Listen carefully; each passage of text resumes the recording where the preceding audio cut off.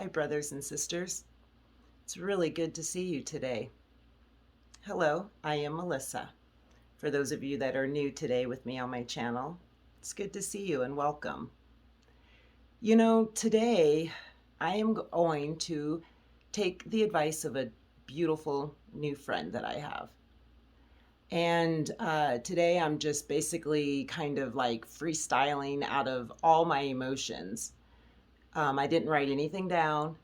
And for those of you that do know me, this won't be a surprise, but I do like to talk about, I guess they call them hot topics or current events. But either way it goes, I definitely, I like to talk about what's going on in people's lives, in other people's lives, as well as my own life, very much so. And right now, I am like really, really upset and frustrated, much so, over our mental health community, mostly particularly the professionals that we have in place in our mental health communities. And in my opinion, they are just years behind the eight ball. They are. And my spirit has been really disturbed over this Michigan shooting in particular. In particular, because of my own tragedy, of my own personal deep loss. And our oldest son, Malik, committed murder. He murdered his two youngest siblings, my two youngest children, Noah, age 7, and Sophia, age 5. 4 years ago,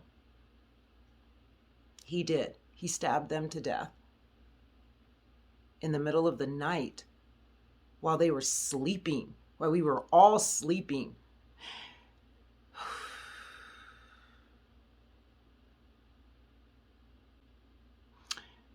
Brothers and sisters, friends, we need to take these people seriously. Okay? This young man in Michigan had drawings. That seems to be the one thing that just is really disrupting my spirit and sitting with me. That he sat in class, he had drawings of this, like he drew it out. He had a picture of a stick figure. There was blood on the picture that he had drawn. He had even written words on the paper like, "Help me with my thoughts. The thoughts won't stop." And nobody took this kid seriously. They really believed his story that this drawing was for a video game, that he was into video games. Something in my spirit tells me I bet that school didn't really feel that way. I bet they probably felt a little uneasy about that too. They probably weren't feeling like that story was very honest for them either. But yet they had the parents right there to validate that young man's, that 15-year-old boy's opinion of the drawings are for video gaming. And in our society and today, where we keep having one school shooting after another, one mental health crime after another, when are we going to start taking these people seriously? I mean, how many more lives unnecessarily need to be taken from this earth? How many more?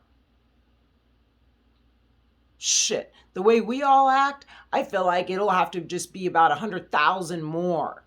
And even then, in elementary school, children are shot and killed, and we still cannot reinforce and tighten up our gun laws in our nation, tighten up the weapon laws in our nation, so our mental health community members aren't getting their hands on these weapons and committing these awful crimes, horrendous crimes, terrible crimes against people they know a majority of the time.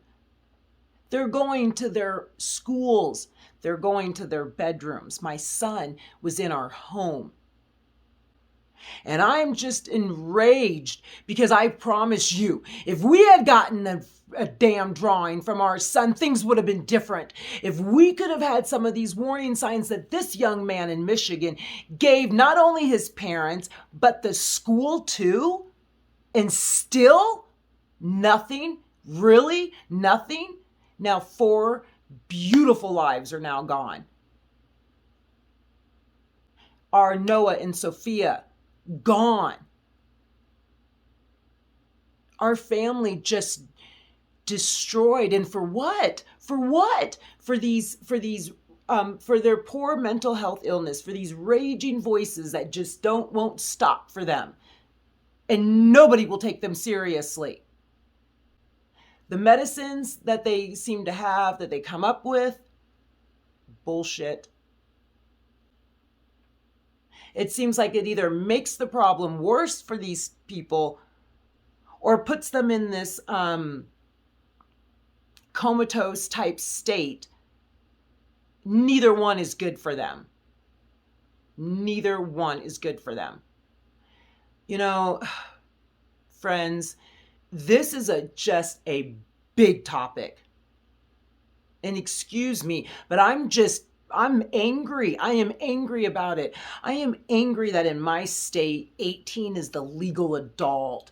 But yet in the mental health community with mental health, we need some kind of like a clause in this somewhere, especially when they're still living at home with their parents and still in school, and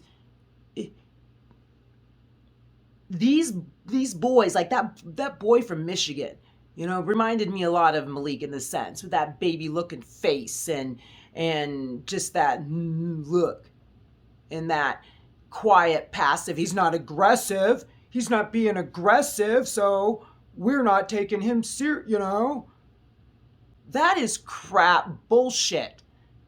I mean, that is just such fucking bullshit, you guys. It really is. We need to take these people seriously. No matter how much it hurts.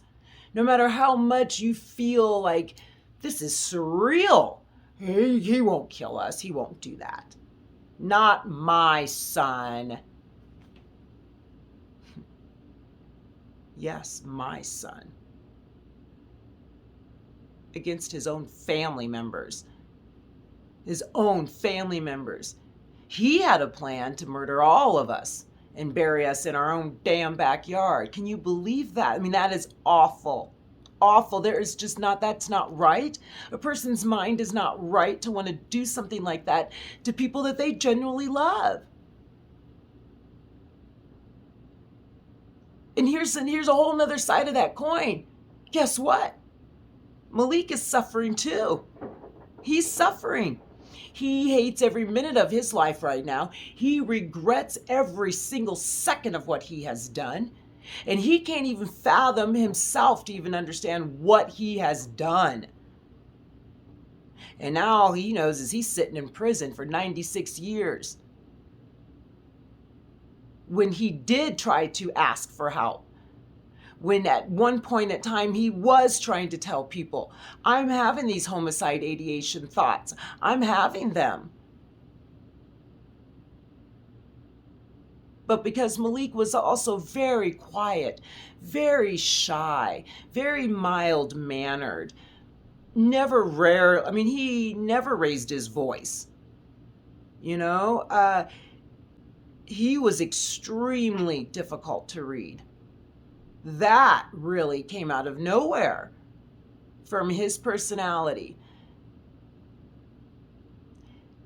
But yet when he was 16 and 17, he expressed those in counseling, and he was on medication, and he even went to a group home here and lived there for several months and had lots of those kinds of help through those years when he would express that, and those years where we would keep our kitchen knives put up and things like that. And then once he turned 18, he no longer spoke about it anymore and went on into finished high school, went into community college, and no longer spoke of it.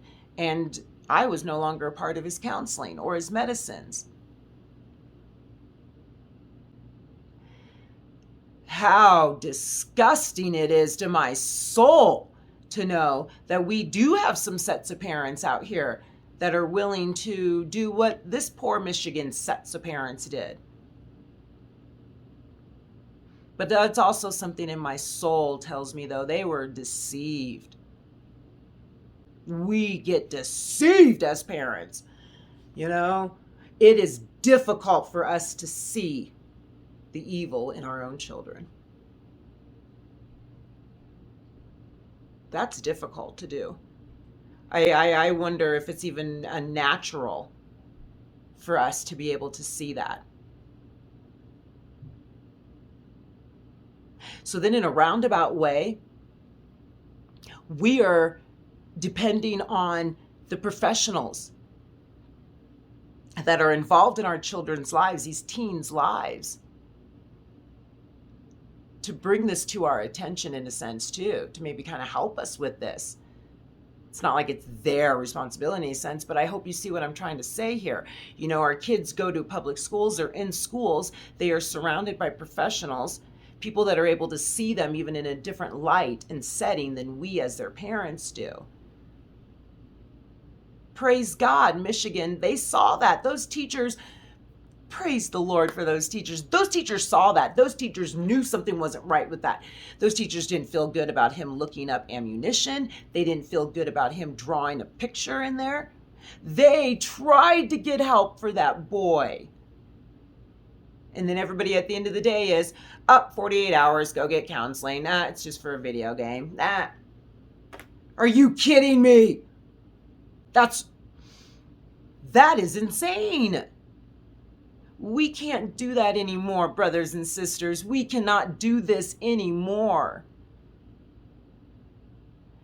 When our teenagers and our children are drawing pictures, when they are sitting in counseling and they're telling their counselors they're feeling a certain way. You know what? Oh, sorry, I clapped. My husband told me not to clap in videos anymore. Parents, we got to stand our ground. We got to get some godly grit within us. And so when these professionals come to us, the way Michigan came to those parents, regardless of what the denial, you got to get some grit within you and stand behind those professionals, and we need to put this kid somewhere. You got other small children in your home, that teen belongs out of your house. Out of your house. You need to do what you need to do to get him out. And you know what? I understand that you might have to run down O Street butt naked, just screaming to get someone to get your attention. Oh, I'm not in Nebraska. O Street's there, whatever. Academy. Got to be running down Academy Boulevard, whatever. I understand. Sometimes these people don't even want to listen to us. I mean, it can be a two-way street. So sometimes you have professionals coming to you, telling you about your kid, which tends to be the easier route because they came to you. They usually will have something set up to help you. God bless us when it's the other way around, though, when we as the parents, like it was with me with Malik, where we're like trying to reach out and find, but nobody's taking us seriously, and then nobody's taking Malik seriously, and nobody thinks that he really has a problem, and nobody believes that he will really act on it. And then us, once again, as the parents, once again, especially as mothers, operating out of our hearts and emotions, we are desperate to believe that. We're desperate to believe that. We are desperate to believe the professional when they're telling me Malik won't do that, or it doesn't seem possible that he's doing that. These are just a lot of these thoughts, influenced by movies and so on. Bullshit. It was all bullshit. Evil cannot be explained. No wonder the Bible tells us to be innocent about evil, to not try to understand the intricacies of evil, to flee and just run. There's a real deep reason for that. Oh, we must take these young people seriously, young and old, all ages, all of them. When people are drawing pictures, when people are looking up ammunition, we need to take them seriously. When they're telling people, these voices won't stop in my head that want me to kill my family members, we need to take them seriously. If anything, you guys have got to learn from us. You must learn from us. You must. You do not want this valley walk. You do not want to be burying your little children because your teenager killed them. You don't want this. If you know someone that's even in a situation, help them to the best of your ability. Ask the Lord what you can do for your friend or your sister or niece or granddaughter or wife or whoever this person is to you, that you know they have a teen in their family. What could you might even maybe be able to do for them? Teachers, I commend you. I adore you. I wanted to be a teacher. I went to college for a while to be a teacher. I actually enjoy teaching, and I love children, and I love teaching small children. And teachers, good job. Good job. Michigan teachers, excellent job.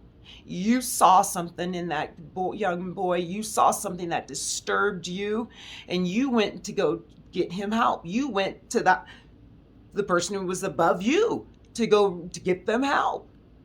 And I commend you for that.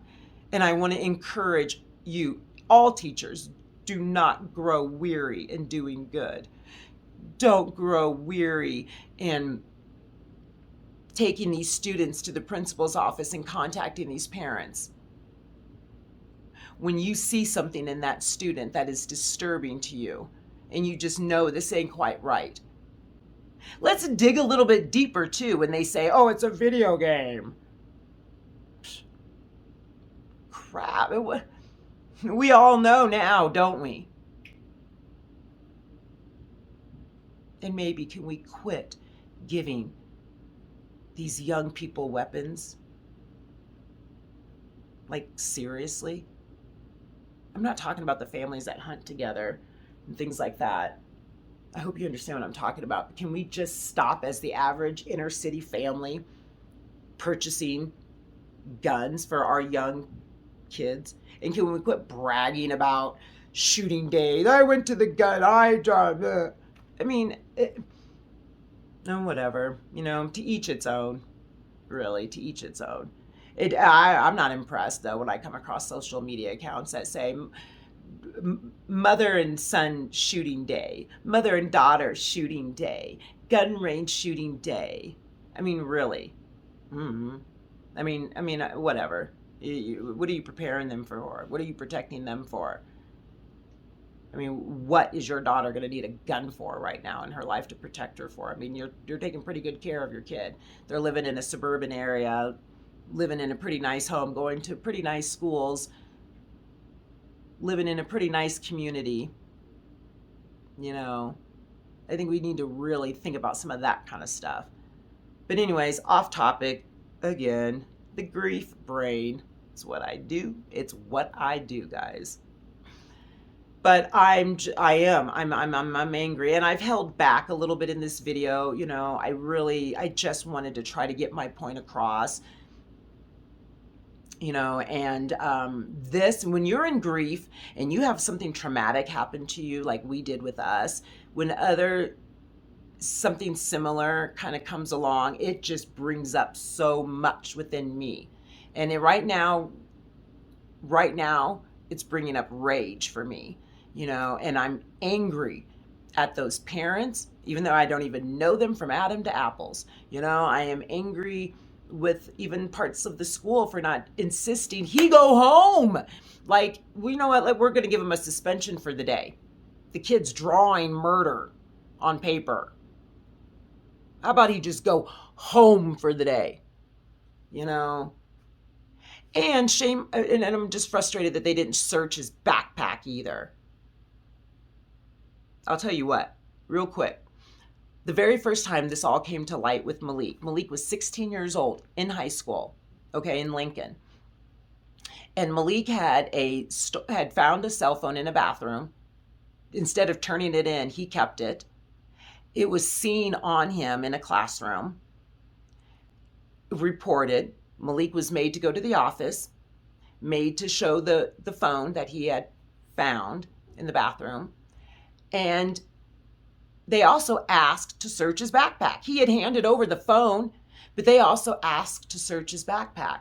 And inside Malik's backpack, they found our kitchen steak knife and marijuana residue, little, like he had taken a Bic writing pen to use to smoke out of, and had changed it. That was my very first exposure to Malik's mental illness, to his drug use. And that school reacted quickly. Being a kitchen steak knife, it was an automatic expulsion, considered a weapon, and that sent me down the whole road of counseling, getting him back into school, going before the dean of board of education. Since Malik had never been in trouble in school ever, he was allowed back into the public school, but not the public school. It was a special school, an alternative school for BD kids, they said. Subject for another day, but that school was never good for Malik. And that's what we do so much with these kids with mental illness. Instead of them really getting the help they need, we put them in environments where they just act more of animalistic, more crazy, it's not good for them. It's not good for them. We got to do better as society, peoples. We have got to do better by our own. These are our fellow humans. These are our children. We need to do better by them. We need to do better by them. We need to do better by them. For all of their sakes. We do. We do. So I want to encourage you, don't give up. Don't give up getting help for your teenager or young child or young adult. Don't give up. You keep going. And you know what? You must stay in contact with the Lord. You must stay communicating with the Lord, because there are boundaries that have to be put up, and they are different for every family, every situation. And you need to have the Lord lead you. You need the Lord to lead you. Because the Lord will tell you when to get that child out of your house, when he belongs gone, and you've got to listen to that. You've got to listen to the Lord's whisper and his direction and his command for your teenager. The Lord loves you so much, loves your teenager so much. The Lord cares so much for this mental health, for so much. He desires to heal us and give us a sound mind. He does. I believe that, friends, and I am believing that for Malik. I believe God is going to give Malik a sound mind in Christ. Oh, friends, we can't ignore the mental health community. We cannot ignore them. We cannot keep pushing them to the side. We cannot keep denying. Lives are being lost. They're being stolen. They're being ripped away way too young and way too fast.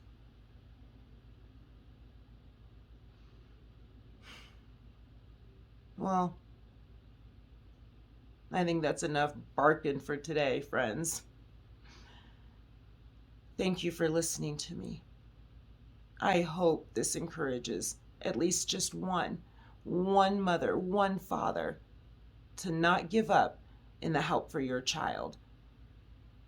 And when a professional or a teacher comes to you and they've got something to share and say to you that just seems very unlike your child, but there it is. It's a drawing. There it is. There's a text message. You cannot deny that. Get them help, and don't give up getting them the help that they deserve,